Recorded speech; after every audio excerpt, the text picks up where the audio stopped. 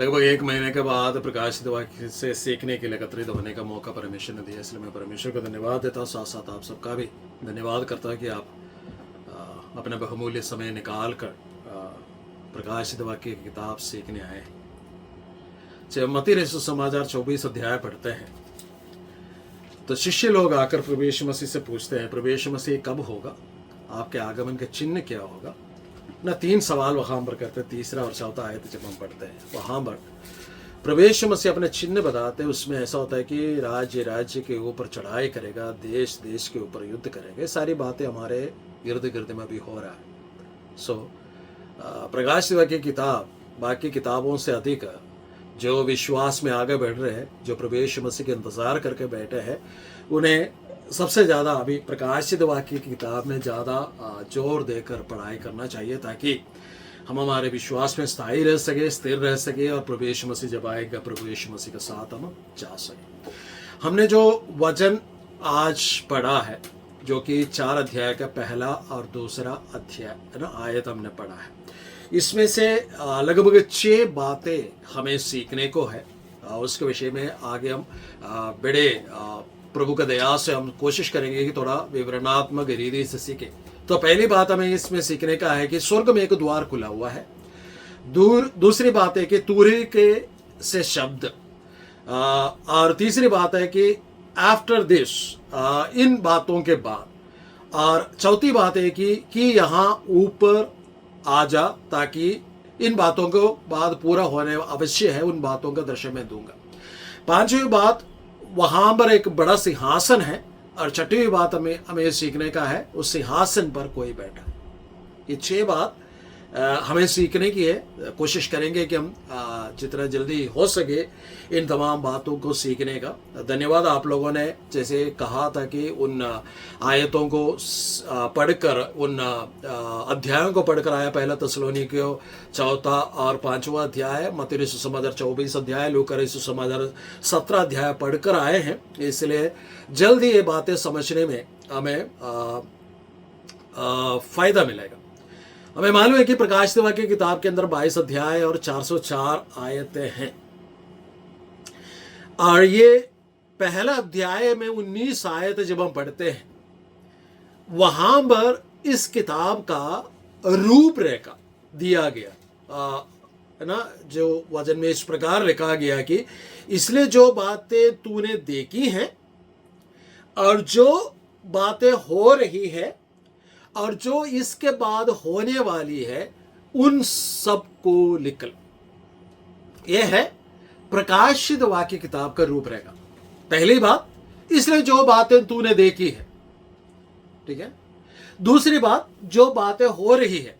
तीसरी बात, इसके बाद जो बातें होने वाली है। सो बाइबल, इस प्रकाशित वाक्य किताब को पढ़ने के लिए हमने कहा था कि बहुत अलग अलग तरीके से लोग व्याख्या करते हैं, लेकिन हम जो व्याख्या करने वाले हैं वो है लिटरल और फ्यूचरिस्टिक, क्योंकि ये एक अपोकैलिप्टिक लिटरेचर है, जिसके विषय में हमने कहा था कि संसार के विनाश के बारे में भविष्यवाणी शब्दों के द्वारा परमेश्वर ने बातें प्रकट की। सो हमें एक कुछ तो लिटरल रूप से, शाब्दिक रूप से लेना चाहिए, और आने वाले भविष्यात्मक बातों के उस बातों को समझकर इस बाइबल के आयतों को हमें समझने की जरूरत है।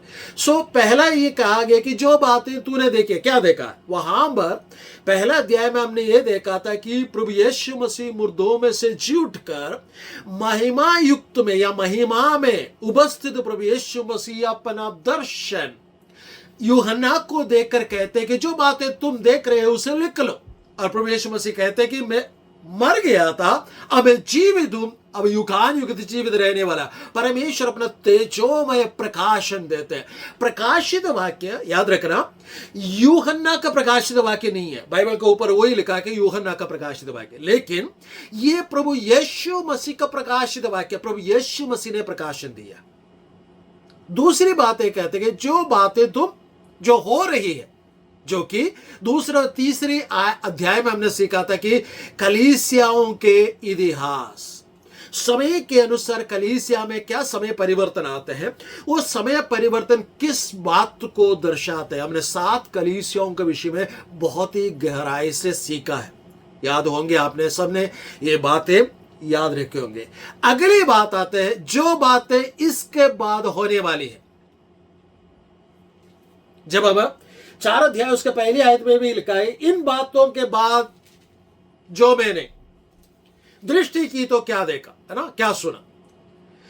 यहां पर जो बातें लिखा, जो बातें इसके बाद होने वाली है, जब हम मूल भाषा में चले जाते हैं, जब नए नियम क्या बोलते हैं ग्रीक यूनानी भाषा में लिखा गया है, वहां पर जो शब्द इस्तेमाल किया गया था मेटाटोटा, जिसका मतलब है इंग्लिश में आफ्टर दिस, वो इस बात को दर्शाता है कि इसके बाद होने वाले कुछ घटनाएं उसके विषय में लिखा है। जब हम 4 अध्याय उसका पहली आयत पढ़ते हैं, वहां पर 2 बार इस शब्द को लिखा गया है। अर्थात अब कलीसिया के युग, कलीसिया के विषय में सीखने के बाद हम सब कलीसिया के बाद क्या होने वाला है उसके विषय में सीखने जा रहे हैं। ठीक है, प्रभु यीशु मसीह के कलीसिया के विषय में हमने सीखा। हम कलीसिया के अंतिम युगों में हमने देखा था कि बाइबल के अंदर हमने ये सीखा था कि बाइबल के घटनाक्रम के अनुसार हम समय को 10 डिस्पेंसेशन में, 10 युग में हम बांट सकते हैं। अब हम अनुग्रह का या कलीसिया के युग में, अरे कलीसिया का युग तुरंत खत्म होने वाला है। हम कलीसिया के, फिलाडेल्फिया का कलीसिया और लवोदिकिया के कलीसिया के समय काल में रह रहे। फिलाडेल्फिया का कलीसिया प्रभु यीशु मसीह के साथ वफादारी से विश्वास में स्थिर रहकर प्रभु यीशु मसीह के मिशन को पूरा करने वाली कलीसिया। लेकिन लवोदिकिया का कलीसिया ना तो ठंडा है ना तो गर्म है, वो है ना लिबरल थियोलॉजी लेकर जो कुछ भी अपने मन में आता है सब कुछ करते हुए आगे बढ़ते हैं। और परमेश्वर का पवित्र वचन के अनुसार एक कष्ट आने वाला है। फिलाडेल्फिया का कलीसिया को लिखते वक्त यीशु मसीह इस प्रकार यूहन्ना को कहते हैं कि आने वाले कष्ट में मैं तुझे बचा के रखूंगा। फिलाडेल्फिया का कलीसिया का समान जीवन जीने वाले विश्वासी लोगों को प्रभु यीशु मसीह अपने साथ ले लेंगे। लेकिन लवोदिकिया का कलीसिया के तरह जीवन जीने वाले प्रभु यीशु मसीह को कोई क्या होता है मान्यता नहीं देते, प्रभु यीशु मसीह का वचन को कोई मान्यता नहीं देते हैं, वे सब परेशानी से होकर, महाक्लेश से होकर, बड़े पीड़ा से होकर आगे गुजरने वाला है। यहां पर जो हमने पढ़ा कि जो 4 अध्याय पहले, इन बातों के बाद जो मैंने दृष्टि की तो क्या देखता हूं कि स्वर्ग में एक बड़ा द्वार खुला हुआ है। इन बातों के बाद यानी कलीसिया के युग के बाद। और दूसरे आयत में क्या लिखा है कि पहली आयत में इस प्रकार लिखा है कि यहां ऊपर आ जा और मैं वे बातें तुझे दिखाऊंगा जिनका इन बातों के बाद पूरा होना अवश्य है। 4 अध्याय एक फेर बदल को बताते हैं। वो फेर बदल यही है कि कलीसिया का युग खत्म होकर यूहन्ना को ऊपर बुला लिया गया। अर्थात जब हम नबूवत की किताबें पढ़ते हैं उसके अनुसार यहां पर अब यूहन्ना कलीसिया को रिप्रेजेंट कर रहे हैं। कलीसिया का एक टाइप है अब यूहन्ना से क्या करे, अब ऊपर आ, क्योंकि परमेश्वर इसके बाद होने वाली बातें हमें दिखाना चाहते हैं।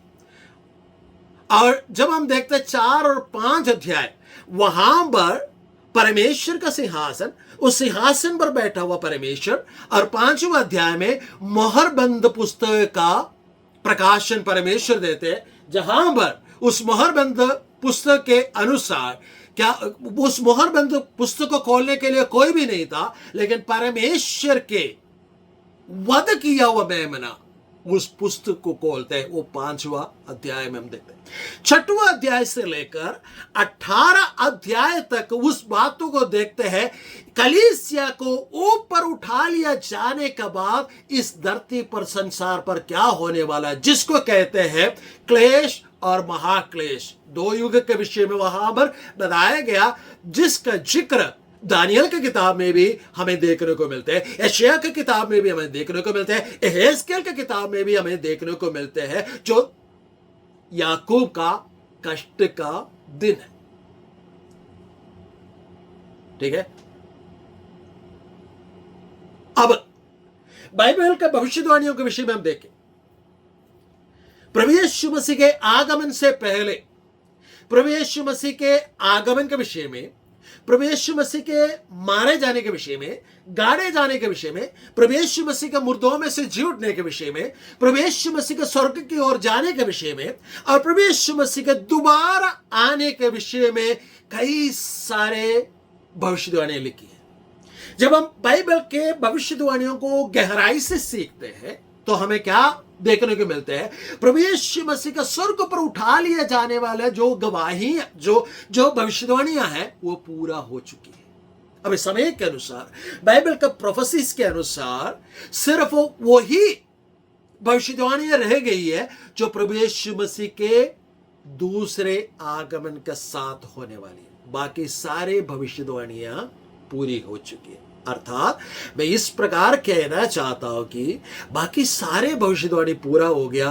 अब भविष्यवाणी वही पूरा होने का है प्रभु यीशु मसीह के दूसरे आगमन की।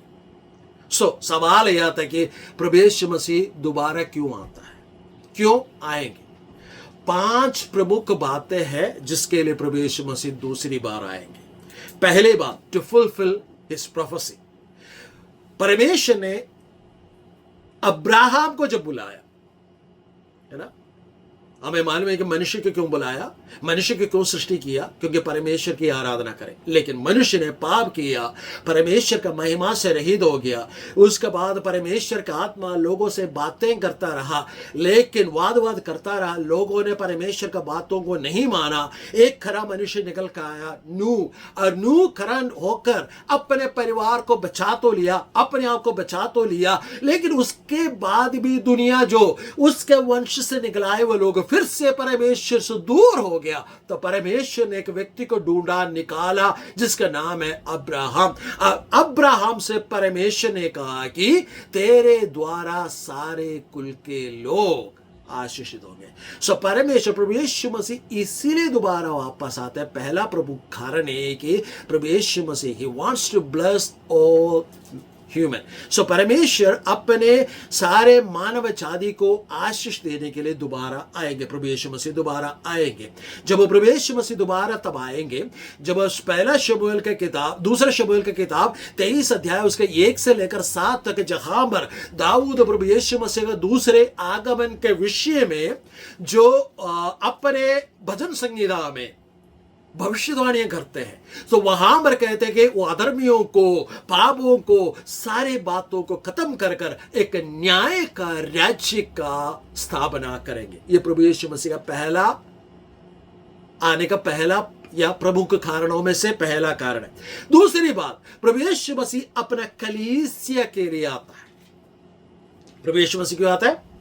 प्रभु यीशु मसीह अपना कलीसिया के लिए आता है क्योंकि प्रभु यीशु मसीह का कलीसिया जो प्रभु यीशु मसीह का शरीर है, देह है।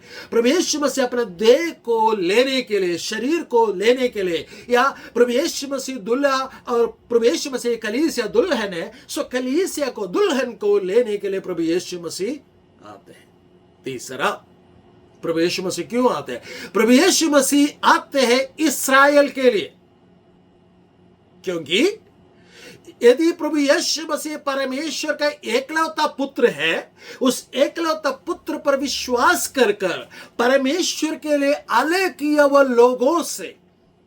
लोगों में पहलौटा है इस्राएली लोग। ये बात याद रखना। प्रभु यीशु मसीह अपने विषय में इस प्रकार कहते हैं, यूहन्ना अपना सुसमाचार लिखते वक्त इस प्रकार कहते हैं, प्रभु यीशु मसीह अपनों में आया और अपनों ने उसे ग्रहण नहीं किया। आज अगर हम मसीह में हैं, यदि हम मसीह विश्वासी लोग हैं, इसका वजह यह कि इस्राएल लोगों ने यीशु मसीह का तिरस्कार किया, जिसका वजह से यीशु मसीह को सुसमाचार हम जैसे अन्य जातियों में पहुंचा। हम परमेश्वर के ना, प्रभु यीशु मसीह के द्वारा परमेश्वर के साथ हमारा मेल मिलाप हुआ। यह काम इस्राएली लोगों के द्वारा होना था, लेकिन इस्राएल ने त्याग दिया, इसलिए यह मौका हमारे पास आया। यीशु मसीह जब दोबारा आते हैं, उद्धार पाने का रास्ता इस्राएली लोगों के लिए खोल देंगे। उस समय जितने भी इस्राएली लोग प्रभु यीशु मसीह पर विश्वास करेंगे, वे सब उद्धार पाएंगे। उसके विषय में हम आगे सीखने जा रहे हैं गहराई से, ठीक है। सो प्रभु यीशु मसीह इसलिए आते हैं कि इस्राएल के लिए। चौथी बात, प्रभु यीशु मसीह क्यों आते हैं? टू जज द नेशंस। प्रभु यीशु मसीह सारे देश के कुलों के लोगों के न्याय करने के लिए आ रहे। न्याय दो प्रकार के होते हैं लोगों के। एक, प्रभु यीशु मसीह को ग्रहण ना करने की वजह से जिनका नाम जीवितों के किताब में नहीं है, पुस्तक में नहीं है, उनका न्याय किया जाएगा। दूसरी बात, उस न्याय में दूसरे एक और पहलू भी है। जितने भी लोग, हम लोग जो मसीह को ग्रहण करने के कारण हमें सताया है, उन सब का सताव का बदला देने के लिए प्रभु यीशु मसीह आ रहे हैं। इसलिए अगर आप सदाव से होकर गुजर रहे तो चिंता मत करो, उसका न्याय चुकाने वाला जीवित परमेश्वर जल्द आने वाला है। पांचवी बात, प्रभु यीशु मसीह क्यों आता है? Lord Jesus shall come again to do away with Satan. शैतान को हमेशा हमेशा के लिए खत्म करने के लिए, आग की उस झील में फेंक देने के लिए प्रभु यीशु मसीह उत्तर आएंगे। अब ये सारी बातें होना है कब? कलीसिया को उठा लिया जाने के बाद प्रभु यीशु मसीह का आगमन जब हुआ। यहां पर जो वचन हमने पढ़ा है, प्रभु यीशु मसीह या परमेश्वर के एक आवाज स्वर्ग से उसे सुनाई देते कि यहां ऊपर आ, come up here. Possibly restatement of the rapture. ये रैप्चर का क्या बोलते हैं, उठा लिया जाने का एक स्टेटमेंट है। कलीसिया को उठा लिया जाने को दर्शाता। मैंने बोला कि यहां पर यूहन्ना कलीसिया का रिप्रेजेंटेटिव या कलीसिया का प्रतिनिधि या कलीसिया का टाइप बन जाते हैं। कलीसिया का क्या बोलते हैं, कलीसिया के लिए उपमा बन जाते हैं, एक दृष्टांत बन जाते हैं। उसे कहते हैं कि कम अप हियर। मैंने आपको बताया कि 6 अध्याय से लेकर 18 अध्याय तक क्लेश और महाक्लेश का विवरण है। सवाल यह आता है, उस क्लेश और महाक्लेश में क्या होगा? उस क्लेश और महाक्लेश में होने वाला है भूकंप, युद्ध, विभिन्न प्रकार के आर्थिक समस्याएं और लाखों के हिसाब से लोगों के मारा जाना। ये सब कुछ होना है। अलग अलग प्रकार का वायरस निकल आना है। नहीं, अभी कोरोना वायरस हुआ था, इट वॉज अ ट्रायल। ये सिर्फ एक क्या बोलते हैं कि एक ट्रायल था। इससे भी बड़े बड़े वायरस आ रहा है। लोग मृत्यु चाहेंगे लेकिन मृत्यु नहीं होगा। लोग बिना चाहे हुए भी बहुत सारे लोग, लाखों के हिसाब से, करोड़ों के हिसाब से लोग मारे जाएंगे। ये सारी बातें होना है। सो सवाल यह था, अगर परमेश्वर प्रेमी है तो महाक्लेश क्यों? मैं इस प्रकार कहना चाहूंगा कि महाक्लेश लोगों को बचने का आखिरी मौका है। मैंने अभी थोड़ी देर पहले बोला, जब प्रभु यीशु मसीह आएगा उस समय इस्राएली लोगों के लिए उद्धार पाने का रास्ता खोल देता है। सो अभी तक जितने ने भी प्रभु यीशु मसीह को उद्धारकर्ता के रूप में ग्रहण नहीं किया, इस्राएलियों में से उन्हें प्रभु यीशु मसीह के उद्धारकर्ता के रूप में ग्रहण कर उद्धार पाने का मौका है। सो सवाल, अगला सवाल यह आता है कि इस महाक्लेश का समय में कलीसिया कहां होगी? ठीक है, उस समय कलीसिया कहां होगी, उसके विषय में 3 प्रकार के विचारधारा है, जिसका कहते हैं पोस्ट ट्रिबुलेशन थियरी, महाक्लेश पश्चात सिद्धांत। अर्थात कलीसिया महाक्लेश से होकर, पीड़ा से होकर गुजरेगी और परमेश्वर उसे एक ज्योति का समान इस दुनिया पे इस्तेमाल करेंगे। जब ये सारे कष्ट, सारे परेशानी इस दुनिया में होगा, क्या होगा? बड़े बड़े भूकंप होंगे, बड़े बड़े युद्ध होंगे, बड़े बड़े वायरस होंगे, लाखों के हिसाब से लोग मारे जाएंगे, पानी पीने का ना शुद्ध जल नहीं होगा। ये सारी बातें जब इस धरती पर होगा तो ये विश्वास करने वाले लोग ऐसे कहते हैं कि उस समय भी कलीसिया इस धरती पर होंगे और ये सारे कष्टों को झेलते हुए क्या करेंगे?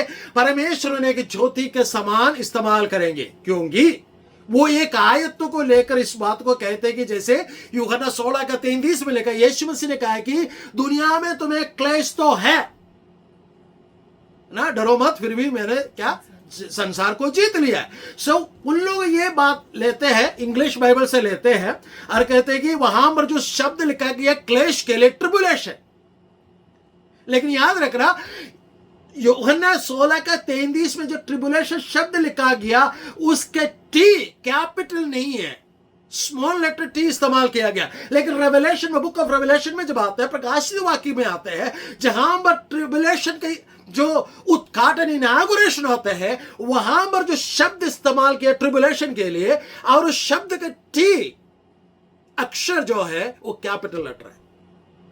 वहां पर जो यूहन्ना 16 का 23 में जो कष्ट के विषय में, क्लेश के विषय में जो कहा है, जो प्रभु यीशु मसीह को उद्धारकर्ता के रूप में ग्रहण करने के द्वारा लोग हमसे, संसार हमसे वैर रखेंगे, जिसके द्वारा जो कष्ट क्लेश हमें होते उसके विषय में कहा गया, ना कि शैतान और उसका सेनाओं के द्वारा इस धरती पर शासन करते वक्त लोगों को जो दबकाएंगे, लोगों को जो परेशानी में डालेंगे, उसके विषय में नहीं है। इसलिए कलीसिया महाक्लेश से होकर गुजरेगी करके ये आयत हमें नहीं सिखाती है, बल्कि कलीसिया क्लेश से होकर नहीं गुजरेगी। दूसरा मत है, विचार है, जिसका कहते हैं कि मध्य क्लेश सिद्धांत, मिड ट्रिबुलेशन थ्योरी, अर्थात मसीह लोग महाक्लेश के मध्य भाग तक रहेंगे इन संसार में, और किसी न किसी एक वक्त उन्हें उठा लिया जाएंगे। उसके लिए उन लोग जो आयत लेते हैं, मत्ती सुसमाचार 24 अध्याय उसका 22 आयत से, मैं चाहूंगा कि आप में से कोई एक वचन पढ़िए कि मत्ती सुसमाचार 24 अध्याय उसका 21 और 22 पढ़िए। यदि वे दिन घटाए न जाते तो कोई प्राणी न बचता, परंतु चुने हुओं के कारण वे दिन घटाए जाएंगे। यहां पर लिखा है कि अगर वो दिन घटाए न जाते तो कोई नहीं बचता, लेकिन चुने हुए के कारण, चुने हुओं के कारण क्या हो जाएगा, वो दिन घटाया जाएंगे। सो ये सिखाने वाले इस प्रकार कहते हैं, इसका मतलब है चुने हुए लोग जो है हम है, यानी कलीसिया है। सो कलीसिया उस क्या बोलते हैं ट्रिबुलेशन से होकर, उस महाक्लेश से होकर गुजरेगी, और हमारे वजह से क्या होगा, मध्य भाग में परमेश्वर हमें ऊपर उठा लेंगे और वो दिन को घटा दिया जाएंगे। ऐसा नहीं, यहां चुने हुए लोग जिसके विषय में आगे हम सीखने जा रहे हैं, वो चुने हुए लोग कौन है, वो यहूदी लोग हैं, इस्राएली लोग हैं, उनके विषय में कहा गया है, ना कि कलीसिया के विषय में। इस बात को समझने की जरूरत है और आगे हम सीखेंगे। तीसरा है जिस पर मैं व्यक्तिगत रूप से विश्वास करता हूं, वो है पूर्व क्लेश सिद्धांत, यानी प्री ट्रिबुलेशन थियरी, अर्थात कलीसिया क्लेश से होकर, महाक्लेश से होकर नहीं गुजरेगी। उससे पहले, क्लेश का उद्घाटन होने से पहले, इनागुरेशन होने से पहले ट्रिबुलेशन के कलीसिया उठा लिया जाएंगे। क्योंकि जब हम पहला 4 का पहला अध्याय में इस प्रकार हमने पढ़ा था कि इन बातों का बाद जो मैंने दृष्टि की तो क्या देखता हूं कि स्वर्ग में एक द्वार खुला हुआ है, जिसको मैंने पहले तूरी के शब्द से अपने साथ बातें करते सुना था। वही कहता कि यहां ऊपर आ जा।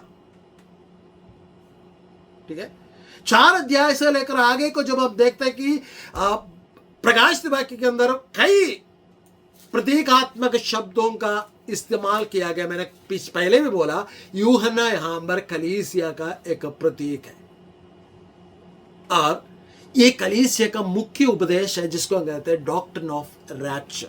वो क्या है? क्या है रैप्चर? कलीसिया को उठा लिया जाना, ये क्या है? लोग कहते हैं कि रैप्चर शब्द बाइबल के अंदर नहीं है।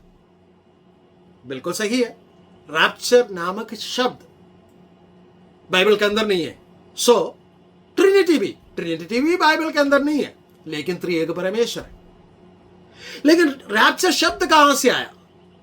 यह यूनानी से नहीं आया, बल्कि बाइबल को जब लतीनी भाषा में अनुवाद किया गया, जिसको कहते हैं लतीनी वल्गेट बाइबल, उसमें जो लतीनी भाषा में जो इंग्लिश में हम पढ़ते हैं, वहां पर लिखा है कि वी विल कॉट अप, है ना। जब हम पहला थिस्सलुनीके पत्री 4 अध्याय उसका 16 और 17वां आयत पढ़ते हैं, वहां पर लिखा है कि जो जीवित रहेंगे हमें उठा लिए जाएंगे।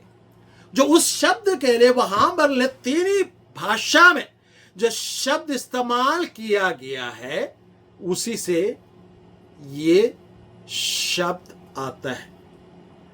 रैप्चर शब्द का सरल अर्थ ये है कि किसी भी वक्त यीशु मसीह प्रकट होकर अपने दुल्हन को आने वाले क्लेश से पहले खींच लेंगे। उस शब्द का अर्थ है खींच लेना।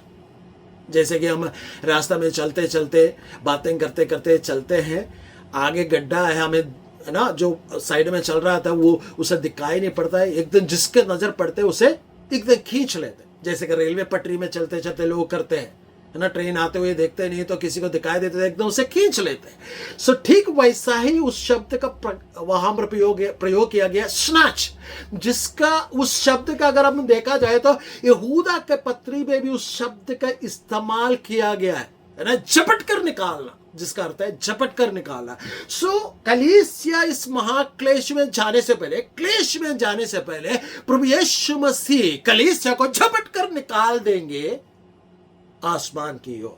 ठीक है, जब यीशु मसीह स्वर्गारोहण कर रहे थे, है ना, प्रेरितों का काम पहला अध्याय में हम देखते हैं, है ना, 11वीं आयत में, जहां तक मैं समझता वो हो गए 8 आयत में प्रभु यीशु मसीह कहते कि जब तुम पवित्र आत्मा पाओगे, तुम्हारे ऊपर पवित्र आत्मा उतरेगा, तुम सामर्थ पाओगे और यरूशलेम में यहूदिया सामरिया और पृथ्वी के छोर तक मेरा गवाह होंगे। उसके बाद यीशु मसीह स्वर्ग की ओर उठा लिया जाता है। जब वो आसमान की ओर देख के खड़े होते हैं तो स्वर्गदूत प्रकट होते हैं और इस प्रकार कहते हैं, गलीली पुरुषों, तुम क्यों खड़े स्वर्ग की ओर देख रहे हो? यही यीशु जो तुम्हारे पास स्वर्ग पर उठा लिया गया है, जिस रीति से तुमने उसे स्वर्ग की ओर जाते देखा है या स्वर्ग को जाते देखा है, उसी रीति से वो फिर आएगा। ठीक है, अब मैं थोड़ा सा आपका ध्यान केंद्रित करना चाहता हूं प्रभु यीशु मसीह का आगमन के विषय में। उसके बाद हम कलीसिया को उठा लिया जाने के विषय में आगे बढ़ेंगे। प्रभु यीशु मसीह का स्वर्ग जाने का 2 कदम था। There were 2 steps. यीशु मसीह 2 बार मुर्दों में से जी उठने के बाद स्वर्ग गए। कब? सबसे पहली बार प्रभु यीशु मसीह स्वर्ग गया, यूहन्ना सुसमाचार में पढ़ते हैं, स्त्रीगण है ना सुगंध का लेप लेके जाते हैं और वो क्या देखते कि कब्र का पत्थर हटाया हुआ है और वहां पर सिपाही लोग नहीं है। वो अंदर की ओर झुक कर देखती है मगदलिनी मरियम, यीशु मसीह का शव शरीर वहां नहीं है। वो वहां खड़ी होकर रो रही है। वचन में ये लिखा है कि रोते हुए वो बार बार झुक कर उस कब्र के अंदर देख रहे थे। जब वो रो रहे थी, वहां पर यीशु मसीह प्रकट होते हैं और कहते हैं, मरियम तू क्यों रोती है? वो समझती है कि उस क्या बोलते हैं बाटिका के उस बगीचा के माली है और उससे पूछते हैं कि इसका शव शरीर कहां रखा, मुझे बताओ। तो यीशु मसीह उसे मरियम करके पुकारते हैं। उसे समझ में आ जाता है यीशु मसीह है। वो मुड़कर रबूनी कहते हुए, है ना, यीशु मसीह के पांव को छूने जाते हैं। तो प्रभु यीशु मसीह कहते हैं, मेरे पांव को मत छू, क्योंकि मैं अब तक पिता को अपने आप नहीं दिखाया। अर्थात जब हम भजन संगीता पढ़ते हैं, जब हम अय्यूब के किताब पढ़ते हैं, जब हम इफिसियों का पत्र पढ़ते हैं, उसके अनुसार प्रभु यीशु मसीह जो मारा गया, गाड़ा गया, यीशु मसीह अधोलोक में जाकर सुसमाचार सुनाकर जब बंधुआई में पड़े हुए उन लोगों के पुराने नियम के संत लोगों के आत्मा को लेकर जब जीवित परमेश्वर की ओर जा रहे थे, स्वर्ग की ओर जा रहे थे, तब मरियम रो रहे थे। मरियम यीशु मसीह के इंतजार कर रही थी। तो यीशु मसीह उसको सामने प्रकट हो गया। गुप्त रीति से, और किसी को प्रभु यीशु मसीह पिता को दिखाने से पहले, अपने आप को दिखाने से पहले प्रकट नहीं हुआ, लेकिन मरियम को प्रकट हुआ। सो यीशु मसीह का प्रकट होने का, यीशु मसीह का दोबारा आगमन का ये पहला पहलू है, पहला कदम है। प्रभु यीशु मसीह अपने आप प्रकट करेंगे उनके लिए जो यीशु मसीह की इंतजार कर रही है, इस मरियम के समान। यानी जो कलीसिया, जैसे मैंने कहा फिलाडेल्फिया का कलीसिया प्रभु यीशु मसीह का आगमन के लिए इंतजार कर रही है, ठीक वैसे ही इंतजार करने वाले लोगों के लिए प्रभु यीशु मसीह मध्याकाश में प्रकट होंगे। ये दुनिया भर के लोग नहीं देखेंगे, लेकिन जो इंतजार कर रहे हैं सिर्फ वही देख पाएंगे। मगदलिनी मरियम के साथ गए हुए बाकी स्त्री लोगों ने नहीं देखा, लेकिन सिर्फ मगदलिनी मरियम ने उसे देखा। सो प्रभु यीशु मसीह का दूसरे आगमन का पहला पहलू है कि प्रभु यीशु मसीह कलीसिया को अपने आप प्रकट करेंगे।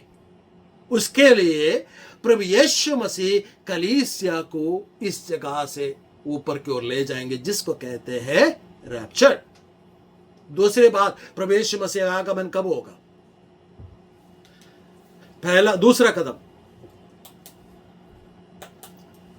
सारे लोगों के लिए प्रकट होंगे। ये क्या हो रहा है करके, जैसे हमने पहला अध्याय में प्रेरितों का काम में पढ़ा, 11वें आयत में क्या हो रहा करके देख के, ऊपर को देखकर आश्चर्यचकित होकर जो खड़े हैं, उस वक्त प्रभु यीशु मसीह अपने संतों के साथ क्या करेंगे? ओलीव, है ना, ओलीव को क्या बोलेंगे? जैतून के पहाड़ पर प्रभु यीशु मसीह अपना पांव रखेंगे। तब लोग देखेंगे प्रभु यीशु मसीह को प्रत्यक्ष रूप में। प्रभु यीशु मसीह अपना दुल्हन को लेने आ रहे हैं। सो रैप्चर के विषय में क्या कहते हैं बाइबल? चंद आयत मैंने आप लोगों को पढ़ने के लिए कहा था, लेकिन फिर भी मैं पढ़ना चाहूंगा। पहला थिस्सलुनीके पत्री 4 का 15 से लेकर 18 तक कोई भी वचन पढ़िए। क्या लिखा है? क्योंकि हम प्रभु के वचन के अनुसार तुमसे यह कहते हैं कि हम जो जीवित हैं और प्रभु के आने तक बचे रहेंगे, सोए हुओं से कभी आगे न बढ़ेंगे। यहाँ सोए हुओं का मतलब है प्रभु यीशु मसीह पर विश्वास रखकर अपना जीवन जीकर गुजर गए, मर गए, ठीक है, वो उन लोगों से आगे कभी भी हम नहीं जाएंगे जो जीवित है। हाँ, क्योंकि प्रभु आप ही स्वर्ग से उतरेगा, प्रभु यीशु मसीह स्वर्ग से उतरेगा। उस समय ललकार और प्रधान दूत का शब्द सुनाई देगा और परमेश्वर की तुरही फूकी जाएगी, और जो मसीह में मरे हैं वे पहले जो जी उठेंगे, तब हम जो जीवित और बचे रहेंगे उनके साथ बादलों पर उठा लिए जाएंगे। रैप्चर शब्द का इस्तेमाल लैटिन बाइबल में यहाँ पर इस्तेमाल किया गया, ठीक है। हाँ, कि हवा में प्रभु से मिले। कहाँ मिलेंगे हम? हवा में, मध्याकाश में मिलेंगे। हाँ, और इस रीति से हम सदा प्रभु के साथ रहेंगे। हाँ, इस प्रकार इन बातों से एक दूसरे को शांति दिया करो। क्या मतलब है? कलीसिया महाक्लेश से होकर नहीं जाएंगे, उससे पहले उठा लिए जाएंगे। शांति दिया करो, है ना। सबसे पहले मसीह में जो सोए हैं, मर गए हैं, गुजर गए हैं, वो सब जी उठेंगे। उसके बाद जो जीवित रह रहे वो महिमा युक्त शरीर पाकर प्रभु यीशु मसीह से मुलाकात करने जाएंगे। जब हम पहला कुरिन्थियों का पत्र 15 अध्याय उसके 51 और 52 को पढ़ेंगे, उसमें इस प्रकार लिखा गया कि देखो, मैं तुमसे भेद की बात कहता हूं कि हम सब तो नहीं सोएंगे, हम सब तो नहीं मरेंगे, परंतु सब बदल जाएंगे। और यह क्षण भर में पलक मारते ही, पिछली तुरही फूकते ही होगा, क्योंकि तुरही फूकी जाएगी और मुर्दे अविनाशी दशा में उठाया जाएंगे और हम बदल जाएंगे।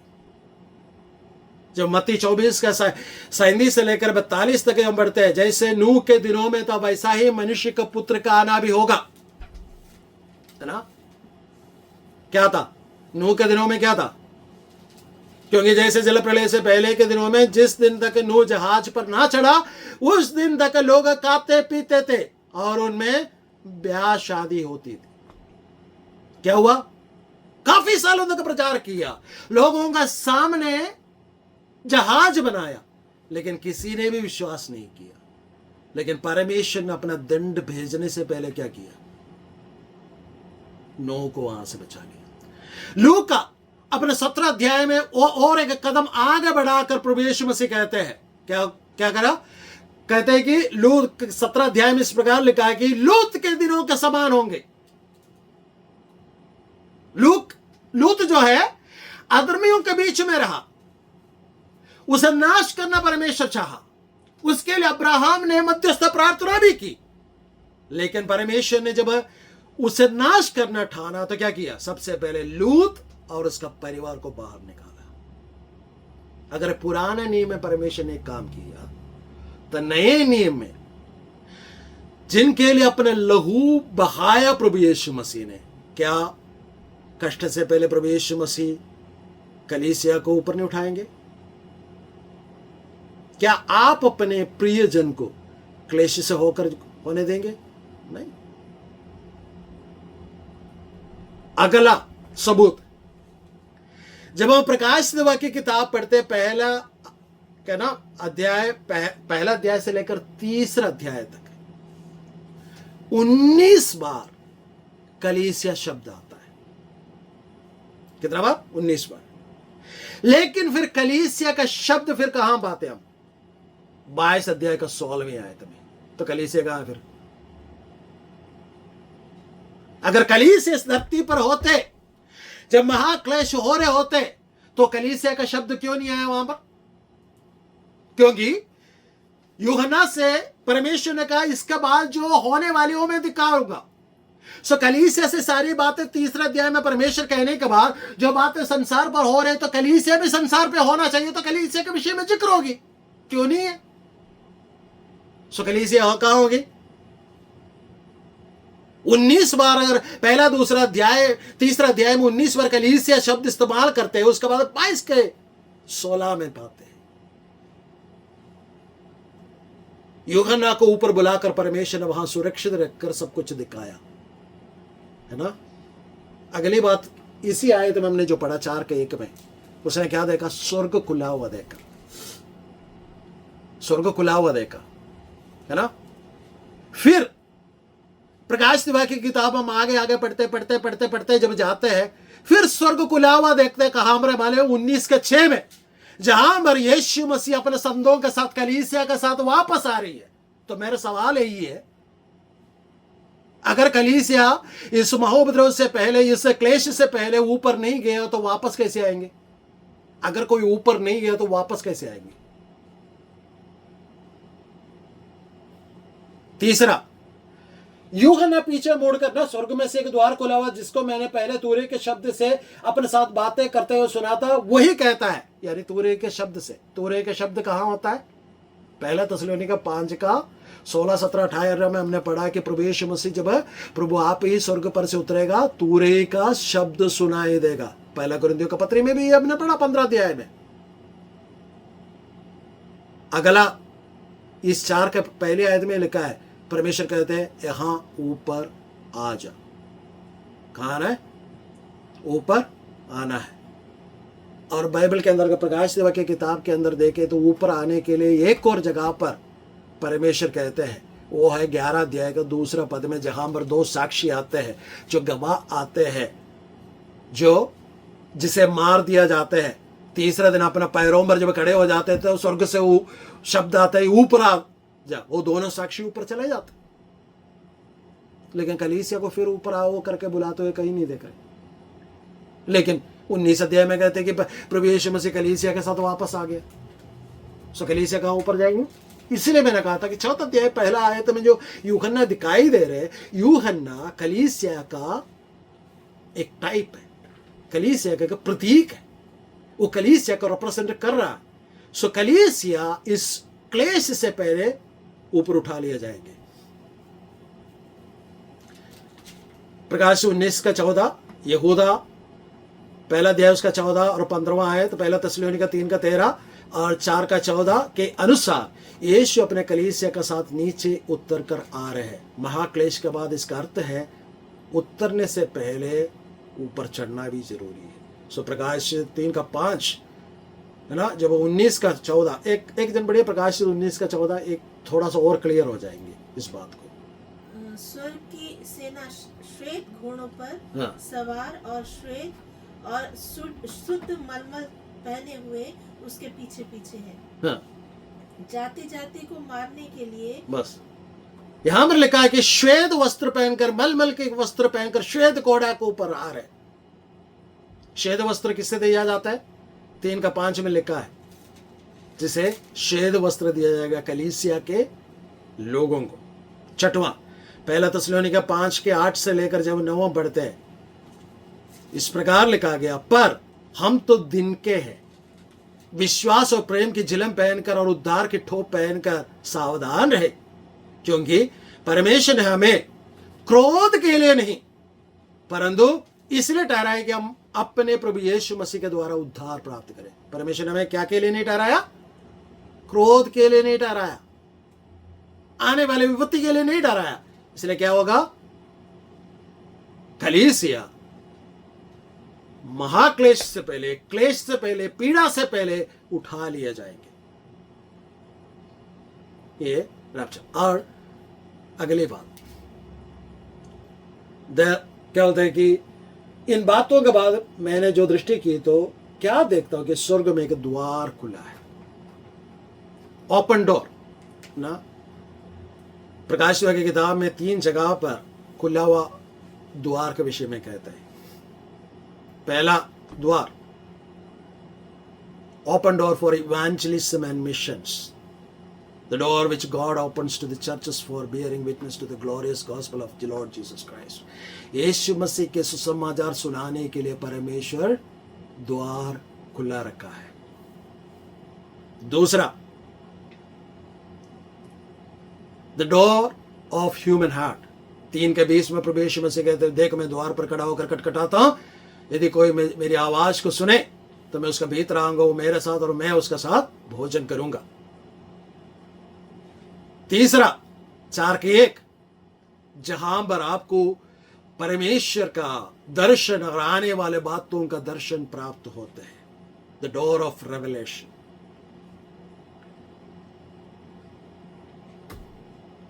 और इसका बाद